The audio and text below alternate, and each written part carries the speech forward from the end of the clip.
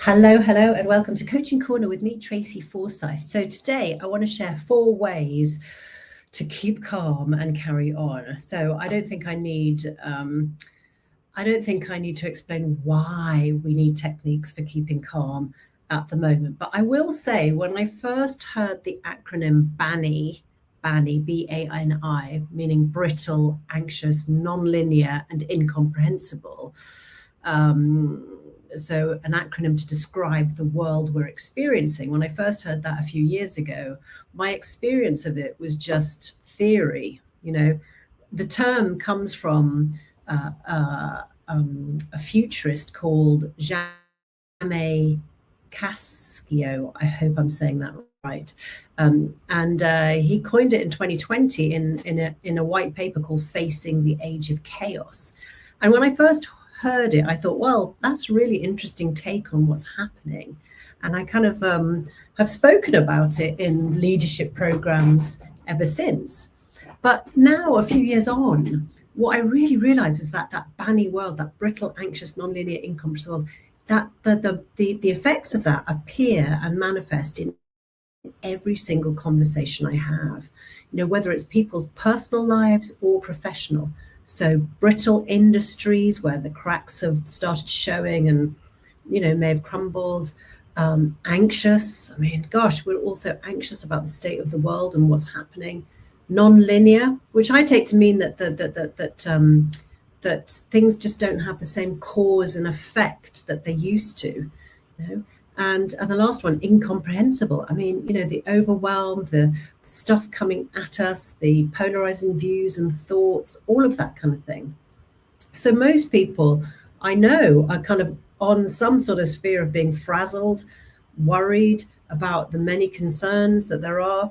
And frequently I'm finding that energy resources are being depleted, including my own, So I don't think we're going to be able to change the BANI world all in one fell swoop or with a click of our fingers, which means that we need ways of trying to keep calm and carrying on.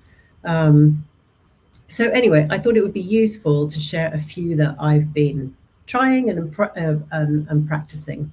So the first one, I mean, it's a no-brainer really, but it is breathing techniques. So my personal favorite is to do oceanic breath, which comes from yoga practice. So it's originally known as Ujjayi breathing. And I think it is proven to be self-soothing. So you simply breathe in and out of your nose, into your belly, make sure you're not just breathing from up here, but that you're going, you're using all your lung capacity. And you're essentially making the sound of the ocean with your breath. So it's sort of like that. I don't know whether you can hear me, but it's basically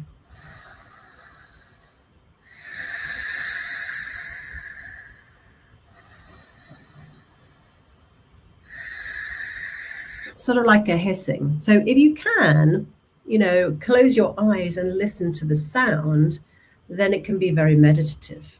It's like soothing a baby. Shh, shh, shh, shh. If you can't hear, then you can focus on the sensation of air going in and out of your nasal passages. You can feel it, passing over. So, this is a breath that you can do at your desk whilst walking out and about, before you have a big meeting, any time that you're feeling particularly anxious. Yeah. So it's proven to kick in. There is science behind it, that it's proven to kick in your rest and digest part of your nervous system, which is often the one that we want to get back to. So my second technique is to create something with your hands. So since New Year, I've been inspired to take up knitting again. And I have gone slightly OTT with it, to be frank. And I've probably knitted about 8 things, and I've got another 7 projects coming up. But voila, the latest hat that I have made. So it's double-sided. Yeah, I'm not sure you would really want to know all those details, but you can wear it both ways, and it's slightly different colors on either side. Yeah, but it has totally got me off my phone. Well, not totally, but a huge amount. It's got me off my phone, off scrolling incessantly. And it's just given me great joy in choosing yarn and color combinations and textures and patterns. Plus, you get something at the end of it, hopefully beautiful. I don't know what you think of this. And you can either like share it and whatever it's a beanie, etc. Anyway, so that was my second one, create something with your hands. Yeah. So my third one is, and I've always loved this, is to walk and talk. Walk and talk. I think there's nothing better really that when you've got a problem or worries, etc., than to walk and kind of talk with a friend. Walk it out, talk it out. The movement, the outdoors, there may be dogs involved. There's just something that's about talking things out whilst looking forward. It's a sort of similar thing in the car, but I think it's better if you're walking. And I have to say, I have just ChatGPT'd it, and I'm reading that when you walk, the blood flow increases, the oxygen increases, and your brain shifts into a more open state, open mode. So sitting tends to narrow ideas, walking expands it. Okay, so my fourth one is nature. Again, it's not rocket science, but I've just been feeling that what with everything going on, I've just been craving just sitting on a hill and looking at blades of grass.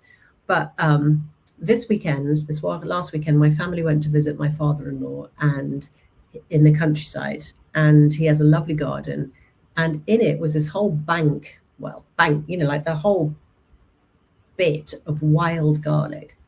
So instead of looking at blades of grass, I decided to pick some wild garlic, and I looked up a recipe and made wild garlic pesto, and it was delicious.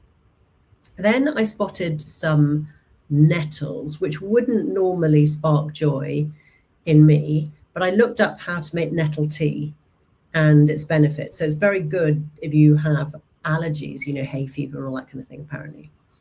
And there's loads of other benefits, etc. So I picked some lovely young nettle and made 2 big pots of nettle tea and then distributed it to the family and myself.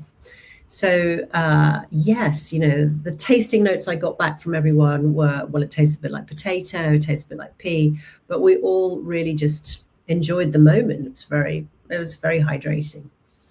So those are the 4 things that I've tried recently. And I do think the thing that I think is like keeping calm, whatever, it's a practice, isn't it? It's not a once and done thing. It helps if we weave these practices into our daily life. So can you do that? Will you do that? And what else will you do? What else do you do to help yourself to keep calm and carry on? So take care, everybody, And just a reminder that I have a YouTube channel called Yoga in the Boardroom. I do a workshop, etc. And it has loads of exercises and stretches to help you feel better in this crazy world, whether you're at work, at home, etc., etc. So you can check it out here. Hopefully I'm going to put the link in here. All right. And breathe, everyone. Take care. Bye.